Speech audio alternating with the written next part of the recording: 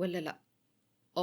كان شغال في السحر، وأنا قريت الكتب بتاعته وعرفت إن لازم عشان أرجع ابني لازم أودي بنته مكانه، ودي جودي. وفي الوقت ده ما كنتش عارفة أقف على رجلي، وبعدها أغمى عليا، ولما فقت لقيت الكل واقف حوالين السرير. قلت لهم إيه مالكم واقفين كده ليه؟ بالله عليكم قوليلي إن أنا كنت بحلم وبنتي موجودة بره، قولولي إن بنتي كويسة وحماتي ما عملتش فيها حاجة. سارة قالت لي يا بنتي حرام عليكي اللي بتعمليه في نفسك ده، بنتك الله يرحمها. قلت لها لأ أنا مش هسكت، والله ما هسكت، صدقيني يا حماتي انت لازم يتقبض عليكي وأنا اللي هروح أبلغ عنك. قالت لي يا بنتي هو أنا كنت عملت إيه يعني؟ ما كل حاجة حصلت على يدك. قلت لها إيه اللي حصل؟ أنا اللي قلتلك تعملي في بنتي كده؟ مها قالت لأ هي شكلها الحالة زادت المرة دي عندها قوي ولازم تروحي المستشفى وبسرعة كمان. حماتي قالت لها ما هو برضو يا بنتي اللي حصل لها ما كانش سهل خالص، اهدي يا مروة واحنا هنعمل لك كل اللي انت عايزاه. لو حابين تكملوا القصة